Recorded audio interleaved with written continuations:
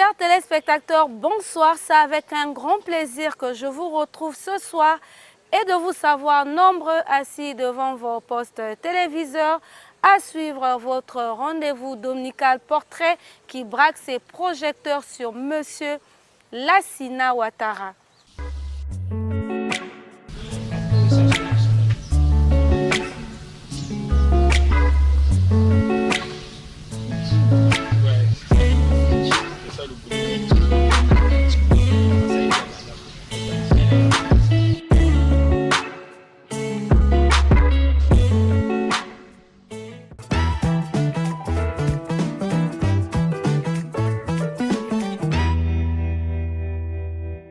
Bonjour Monsieur Lassina Ouattara. Bonjour Madame la journaliste. Bienvenue sur le plateau de l'émission. Merci beaucoup.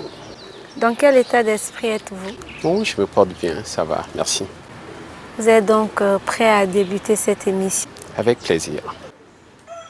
Monsieur Lassina Ouattara sur le plateau de l'émission Portrait, d'aucuns se poseraient la question de savoir qui est-il et que fait-il dans sa vie de tous les jours. Pour le savoir, je vous invite à suivre son portrait dressé par notre chroniqueur Ange Clotaire et c'est tout de suite.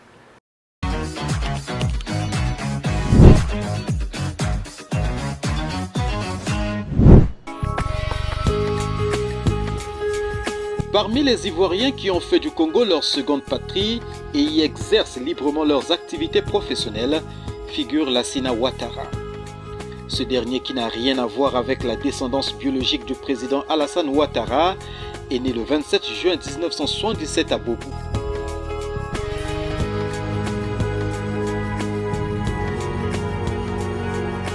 Marié et père de 3 enfants, il n'a pas à rougir de sa scolarité tant il est vrai que celle-ci a été couronnée d'importants repères.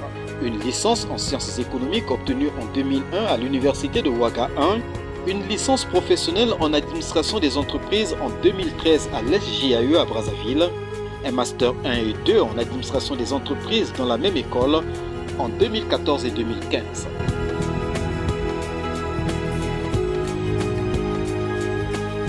Sa soif d'apprentissage l'a conduit en 2019 et 2021 à se faire former en droit des affaires au OHADA et en management et leadership.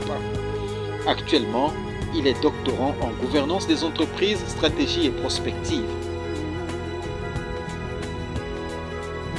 C'est ce bagage intellectuel qui fait de lui un chef d'entreprise averti, rigoureux et résolument tourné vers des horizons nouveaux. Président de fédération au sein du Congrès des chefs d'entreprise du Congo depuis octobre 2024, Lassina Ouattara est administrateur général de 2 sociétés, à la Société africaine de recouvrement depuis 2021 et à Sofat Industries depuis la même année. Il s'agit là de la poursuite de sa vie dans le patronat commencé en 1996 comme directeur général des établissements Ouattara et Frères, une entreprise de droit burkinabé. Parcours qui s'est consolidé en 2007, 2010 et 2016 respectivement comme directeur général des établissements AOF Business, directeur général et actionnaire de Congolais et PDG de SICAF. Un cheminement fait de haut et de bas et surtout de constance pour ce jeune chef d'entreprise qui aime tant le Congo, un pays ouvert à tous les investisseurs, pourvu qu'ils soient en phase avec les lois et règlements de la République.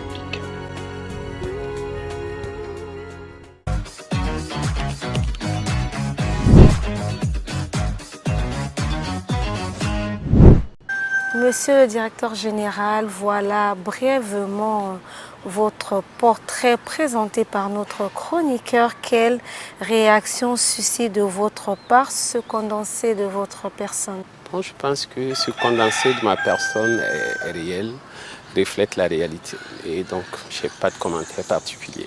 Monsieur Lassina Ouattara, avec vous, nous allons échanger sur les aspects liés à votre vie active.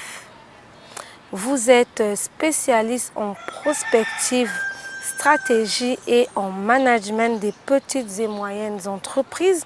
Brièvement, en quoi consiste cette spécialité? Bon, cette spécialité, pour me résumer, est un outil de pilotage et de gouvernance des entreprises.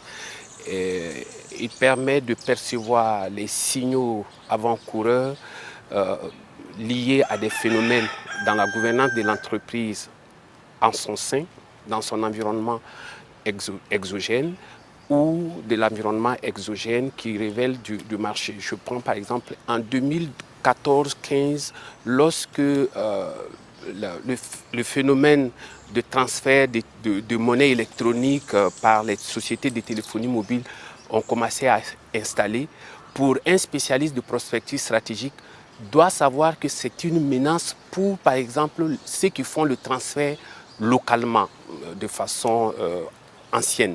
Si ces entreprises n'arrivent pas à s'adapter à la nouvelle donne et voir, par exemple, aujourd'hui, ceux qui font le transfert de téléphonie mobile comme des partenaires et s'associer avec eux. Vous voyez, lorsque Mobile Money, Airtel Money a pris de l'envol, les sociétés de transfert classiques sont en train de disparaître petitement.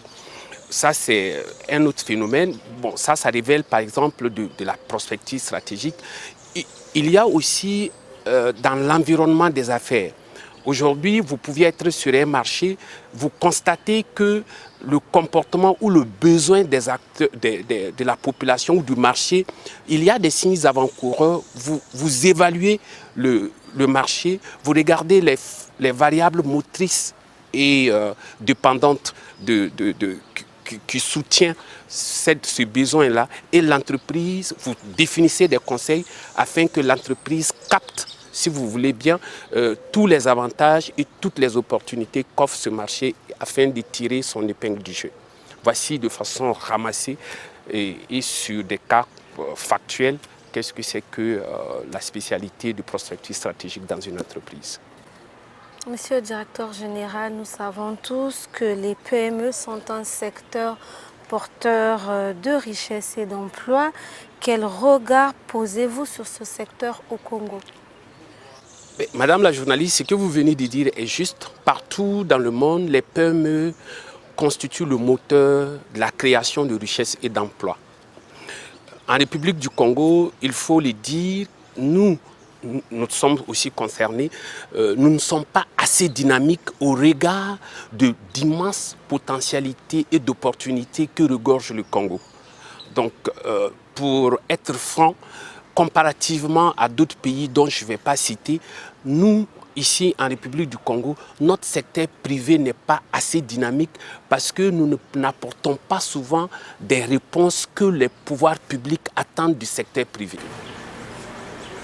Et comment, selon vous, l'on peut remédier à ce phénomène? Bon, pour remédier à ce problème, je dirais que le secteur privé doit d'abord identifier les opportunités qu'offre le Congo et s'y mettre résolument et accepter d'affronter les difficultés avec dextérité et persévérance et faire en sorte que les décideurs politiques voient en nous, au secteur privé, une réponse. Si vous voulez, je vais prendre un petit exemple. Par exemple, l'année passée, le président dit l'année de la jeunesse. Ok, c'est une vision stratégique, un cap posé par les plus hautes autorités. Maintenant, quelle est la formule que le secteur privé formule en réponse à cet appel? Par exemple, en fin d'année, est-ce qu'il y a une commission d'évaluation et de suivi de cette orientation-là pour savoir la société Sofat Industrie? Est-ce que vous aviez fait quelque chose en réponse à l'appel fait par les plus hautes autorités du pays? Ainsi de suite, ainsi de suite. C'est en cela qu'on peut effectivement travailler à rendre beaucoup plus dynamique notre secteur privé congolais. Monsieur Lassina Ouattara, récemment, vous avez été nommé au poste de président de la Fédération Transformation et Distribution des produits agroalimentaires au sein du Congrès des chefs d'entreprise du Congo. À court, à long et à moyen terme, quelles seront vos actions à même de booster ce secteur? Bon, à moyen terme, pour ce qui concerne nos actions, nous l'avions dit tantôt, aujourd'hui nous avions beaucoup de très petites structures au Congo ici qui peuvent pas importer par eux-mêmes tout ce qu'il faut pour faire de la transformation. Je prends un exemple, une maman qui veut faire des chips pour qu'elle chips de bananes ou de la pomme de terre, elle seule ne peut pas acheter ses équipements en Chine, mettre dans le conteneur, faire la douane. Donc moi j'ai décidé de créer une centrale d'achat qui permettra effectivement de collecter les demandes de ceux qui sont de mon secteur pour pouvoir faire la commande et que les uns et les autres puissent accéder à des équipements industriels, à tout ce qui est consommable industriel pour la promotion de leur activité. Ça, c'est de façon à court terme. À moyen terme, qu'est-ce que nous avions entrepris? Je viens tout de suite d'une mission au Burkina Faso pour attirer le secteur privé burkinabé à venir saisir les opportunités qu'offre le Congo. Par exemple, vous voyez, le Burkina fait face à un défi sécuritaire. Le Congo fait face à un défi économique. Quelque part, il y a une certaine ressemblance. Donc nous sommes allés les inviter. J'ai participé avec le secrétaire général de notre organisation, le Congrès des chefs d'entreprise, pour que ces gens-là, on veut mettre un pont économique et d'affaires entre Ouagadougou et Brazzaville pour que les gens viennent investir. C'est aussi une manière pour moi de participer au développement socio-économique du Congo et par ricochet au développement de mon secteur qui est la transformation du secteur agroalimentaire et distribution. Monsieur Lassina Ouattara, un peu plus haut, vous venez de dire que selon vous, vous pensez que le secteur privé congolais ne s'arrime pas à la modernité. Cela reste quand même paradoxal, puisque vous avez choisi d'entreprendre différentes activités économiques ici en République du Congo. Est-ce que le climat vous est favorable? Je ne parlerai pas du climat des affaires, mais je dirais beaucoup plus. Je prends par exemple la notion de paix et de sécurité. Vous sortez par exemple de Brazzaville pour Pointe-Noire. À n'importe quelle heure, vous aviez 99% de chances de ne pas être braqué, de ne pas être ceci, de ne pas être cela. Ça veut dire qu'il y a la sécurité pour pouvoir faire vos affaires. Bon, vous êtes à la maison, vous rentrez quasiment à l'heure de votre convenance. En dehors de quelques petits banditismes de quartier, vous êtes sûr de ne pas être attaqué par des bandits professionnels.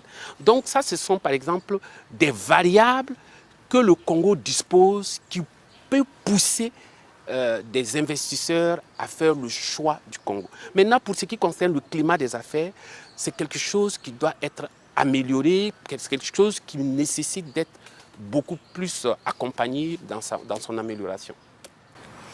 Monsieur le directeur général, en votre qualité de chef d'entreprise, vous avez besoin d'investir et aussi d'élargir et de renforcer votre champ d'action. Dans cette optique, les banques et d'autres établissements de crédit au Congo vous accompagnent-ils dans cette dynamique? Bon, je dirais non. Les banques et les établissements de crédit sont assez frileux, ils accompagnent très rarement. Maintenant, cela n'est pas effectivement un frein à investir parce qu'il y a un palliatif en cela.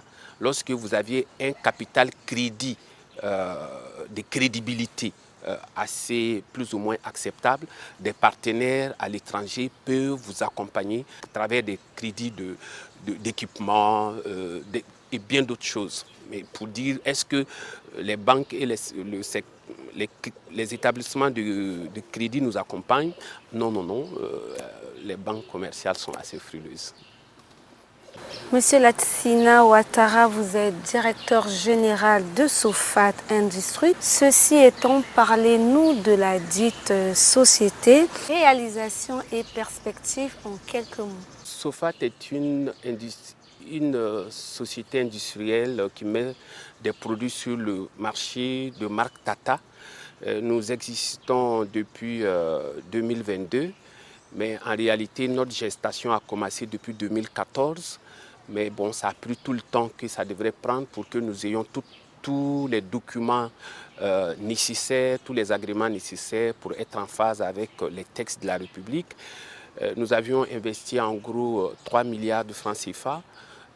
Maintenant, ce que nous avions comme ambition, c'est d'investir au maximum que possible et créer au maximum d'emplois que possible. C'est ça qui est en perspective. Aujourd'hui, nous faisons de la transformation du jus, yaourt et autres, mais demain, nous voulons cultiver nos propres produits que nous allons transformer. Donc voilà, de façon ramasser. Voilà, c'est que c'est facile. Monsieur le directeur général, comme dans toute entreprise humaine, les difficultés ne manquent pas. Quelles sont celles que vous avez rencontrées et que vous avez surmontées naturellement, et qu'est-ce qui reste pour vous jusqu'à ce jour comme défi? Oui, bon, les difficultés, oui. Moi, par exemple, je pense que les difficultés, ce sont des opportunités. La plus grande difficulté que j'ai rencontrée, c'était ma capacité à faire une adaptation économique et pouvoir créer effectivement cette société Sofat et mettre sur le marché un produit de marque Tata. Tata est le nom de ma maman. Quand j'étais jeune, à 9 ans, 10 ans, je lui avais promis de la rendre immortelle. Et arriver à réaliser cela, c'est quelque chose que je pense avoir surmonté une grande difficulté, surtout réaliser la promesse faite à ma mère génitrice. Très bel hommage à votre mère. Merci beaucoup. Elle est, oui, elle a envie. Très bel hommage pour votre mère. L'une des grandes initiatives des dirigeants du continent africain est la zone de libre-échange continentale africaine, en sigle ZLECAf. Pensez-vous que le secteur privé africain en général et congolais en particulier est prêt à faire face aux exigences de ce marché commun? Oui, bon, je pense que on ne va pas tomber dans un pessimiste. Pour moi, la question de la zone de libre-échange continentale est quelque chose de très bien pour les entreprises africaines. On va pouvoir aller, c'est vrai, la compétition sera beaucoup plus rude. Nous serions dans une concurrence assez farouche, mais c'est dans la concurrence et dans la compétition que l'ingéniosité de l'homme, où l'homme libère beaucoup plus de ce qu'il a de plus noble en termes d'innovation. Ça va créer de l'innovation et bon, ça va nous donner l'opportunité de nous exprimer sur d'autres marchés. Je prends un exemple. En face du Congo, on a la République démocratique du Congo qui a à peu près 120 millions de personnes. Kinshasa, c'est à peu près 12 ou 15, je n'en sais pas trop. Mais vous voyez, si nous devons produire ici et pouvoir vendre librement en RDC et vice-versa, ça serait une très bonne chose. Seulement, il faudrait que le secteur privé ou nous, les acteurs du privé, que l'on se prépare pour dire que ça ne serait pas facile, ça serait une bataille et cette bataille nécessite une préparation. Et bon, pour se préparer et y faire face. Mais sinon, en gros, plus le marché est plus grand, plus l'expression des entreprises est beaucoup plus élargie, le champ d'action est beaucoup plus élargi et ça crée de l'opportunité pour les entreprises en termes de développement, en termes d'innovation et en termes de plusieurs autres choses. Comme chef d'entreprise, quels sont les bons et mauvais souvenirs que vous gardez et qui vous servent de repères, de signaux et d'alertes? Bon, les bons et mauvais moments. Ok, bon, je ne sais pas, est-ce que je vais appeler ça bon moment ou mauvais? Je l'ai dit concernant la réalisation qui a été une difficulté, mais en même temps que moi j'appelle ça opportunité. Les signaux d'alerte, souvent ils sont imperceptibles en termes de préparation du marché ou faire face à la concurrence, il y a par exemple la veille stratégique sur le marché, comment les consommateurs se comportent vis-à-vis par exemple de vos produits. Donc à un moment donné, si vos consommateurs vous fuient par exemple pour un certain nombre de facteurs, ce sont des signaux qui vous interpellent par exemple à aller beaucoup plus vers les questions de qualité et beaucoup plus vers des questions de disponibilité de vos produits, ainsi de suite, ainsi de suite. Vous êtes chef d'entreprise depuis plusieurs années, donc vous avez, j'ose croire, de l'expérience. S'il vous arrivait d'être en face d'un jeune chef d'entreprise qui affiche des signes de découragement, que diriez-vous à ce dernier pour l'aider à maintenir le cap? Oui, bon, nous sommes bientôt, nous serions même des vieux dans les affaires, mais si je suis face à un jeune, c'est lui conseiller à la persévérance, lui conseiller à abandonner les pistes de la facilité. Tout ce qui est facile n'est pas durable. C'est de le conseiller à toujours surmonter les difficultés qui vont se dresser devant lui. Parce que, en réalité, pour se faire distinguer, c'est dans votre capacité à dompter les difficultés. Si vous abandonnez, vous devenez comme le monsieur tout le monde. Mais si vous vous armez de courage, de persévérance, d'endurance, vous pouviez aller plus loin. Mais ce que je pourrais aussi conseiller à ce jeune, aujourd'hui, le premier capital d'un homme d'affaires, c'est votre crédibilité. C'est votre dignité, c'est votre honneur à diriger votre entreprise vis-à-vis de vos partenaires, vis-à-vis de vos collaborateurs et vis-à-vis même de l'opinion qui vous entoure. Monsieur Lassina Ouattara, vous l'avez dit en amont un peu plus haut, en 2024, le président de la République avait déclaré comme année de la jeunesse. Vous, en tant que chef d'entreprise, combien d'emplois avez-vous offert aux Congolais? Oui, merci beaucoup. Bon, vous voyez, en janvier, le président de la République a effectivement fixé un cap, l'année de la jeunesse. En février, nous avions organisé une assemblée générale extraordinaire afin de définir une politique en réponse à ce que les plus hautes autorités ont demandé. Lors de cette assemblée générale, des résolutions fortes ont été prises. Il était question de recruter 120 jeunes, de les former, parce qu'aujourd'hui, l'adéquation emploi et formation n'est pas en phase. En cela, nous nous sommes adressés à une entité de la République qui est le FONEA, qui nous a accompagnés afin de pouvoir former 120 jeunes qui sont jusqu'au jour aujourd'hui en cours de formation. Et à la fin de cette formation, nous pensons recruter une quarantaine ou une cinquantaine de personnes. Donc c'est nous notre réponse à l'appel du chef de l'État. Imaginez, Madame la journaliste, 6000 entreprises comme nous avaient fait la même chose en recrutant ne fût-ce que 40 personnes, on serait à 40 000 emplois.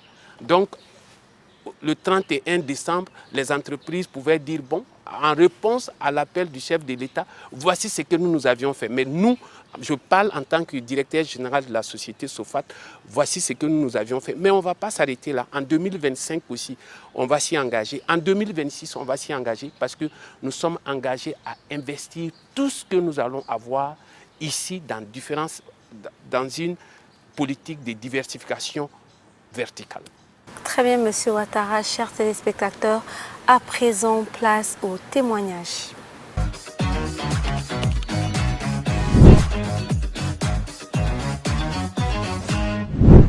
Je suis Francis Konza, le responsable communication et relations publiques de la société SOFAT. Dans quelles circonstances ai-je connu M. Ouattara?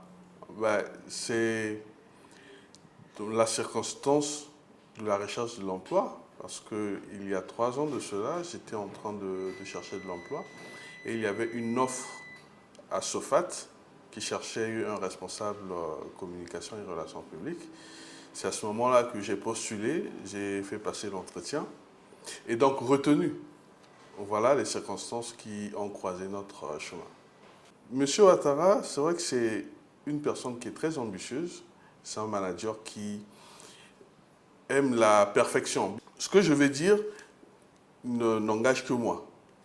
Moi, si je le trouve étant une bonne personne, d'autres personnes probablement pourront dire le contraire. Mais ça fait 3 ans que je travaille avec M. Ouattara, étant que mon patron. M. Ouattara, c'est vrai que c'est une personne qui est très ambitieuse. C'est un manager qui aime la perfection. Ce que je vais dire n'engage que moi. Moi, si je le trouve étant une bonne personne, d'autres personnes probablement pourront dire le contraire. Mais ça fait 3 ans que je travaille avec M. Ouattara, étant que mon patron. M. Ouattara, c'est quelqu'un, quand vous faites bien, il vous applaudit que vous faites bien. Et quand vous faites mal, eh bien, tout de suite, il vous le dit sans mâcher les mots que vous avez mal fait. Il n'est pas du genre à vous caresser au sens du poil parce que c'est M. Francis. Non, quand vous avez mal fait, vous avez mal fait. Et ce genre de caractère, on n'en trouve pas auprès de beaucoup de personnes. Certains, quand il y a un problème, ils préfèrent murmurer, ils préfèrent jouer à une certaine hypocrisie, mais lui, il est franco, comme il le dit souvent, il est polélé, quand ça va, quand ça ne va pas, ça ne va pas. Pour moi, c'est un bon patron, c'est une bonne personne, en tout cas jusque-là. Certains vous diront probablement le contraire, mais ça, c'est mon avis. Un conseil à prodiguer à M. Ouattara. C'est quand même un exercice assez difficile, d'autant plus que son côté que nous trouvons assez négatif, il le travaille déjà. Il travaille déjà à s'améliorer. Et donc, si je peux lui donner un conseil, c'est de travailler encore plus à améliorer ce côté-là, de nervosité parfois, quand il arrive à sortir de sa carapace de manager. Il peut parfois être un peu désagréable, mais il y travaille. Je vais lui encourager, je vais lui demander de maximiser encore un peu plus. On ne demande pas de lui non plus d'être totalement parfait. Non, sinon il ne sera plus de ce monde. La perfection n'étant pas de ce monde. Un souhait, oui, d'autant plus que nous venons d'entamer une nouvelle année, 2025. Nous savons qu'avec SOFAT, nous avons beaucoup de projets que nous devons réaliser en 2025 avec SOFAT. Et tout ce que je peux lui souhaiter, c'est la réussite pour tous ces projets, toutes ces perspectives qui ont été définies pour 2025, que ce soit une réussite. Que le marché congolais soit encore plus conquis par les produits SOFAT, sinon la marque Tata, dont il est le manager principal.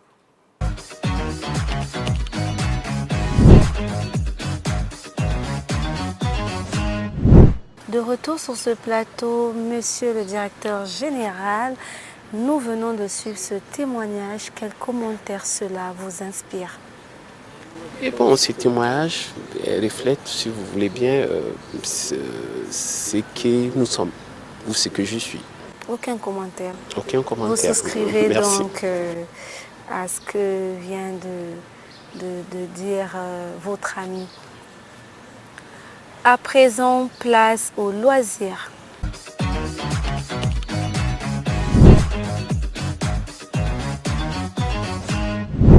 Monsieur Lassina Ouattara, vous êtes un chef d'entreprise, donc un humain d'abord. Quelles sont vos préférences en matière de gastronomie? Que raffolez-vous? Moi, ce que j'aime beaucoup, c'est de la tiquer au poisson. Ouais, j'aime beaucoup la sauce dunguri. J'aime aussi l'haricot. Et puis bon, voilà, j'aime tout ce qui est les mets africains, si vous voulez. On va dire que votre plat préféré, c'est la tiquée au poisson, un plat traditionnel ivoirien. Très bien. La musique adoucit les mœurs, dit-on. Qui est votre musicien préféré? C'est Siré Yodé, hein. C'est un musicien de la Côte d'Ivoire? La Côte d'Ivoire. Toujours la Côte d'Ivoire. Je sais que vous êtes ivoirien, mais je pensais quand même que le directeur général avait aussi des préférences congolaises. Mais c'est votre choix, hein. Les goûts et les couleurs ne font objet d'aucune discussion. Vous avez certainement des moments de relâchement après de longues journées de dur labeur. En dehors de la musique, qu'est-ce qui vous détend aussi au point de vous détacher du monde ambiant? En tout cas, c'est le sport. Vous pratiquez beaucoup de sport? Chaque soir, de 1h30 à 2h. Vous faites la marche? Quel genre de sport? Non, bon, je fais un peu de la marche, un peu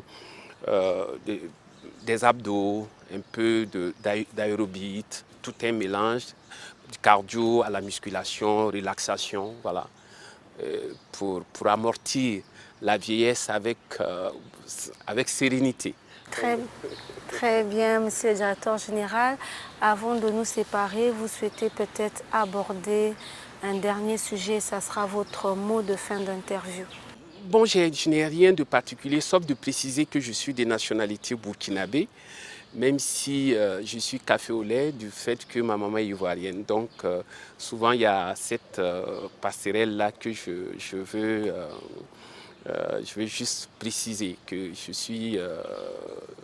je bénéficie de la double nationalité. Vous êtes du Burkina Faso, oui, et de la Côte d'Ivoire. Exactement. Un mélange. L'Afrique dans toute sa splendeur. Merci d'avoir répondu présent à notre invitation. Je vous en prie, madame. «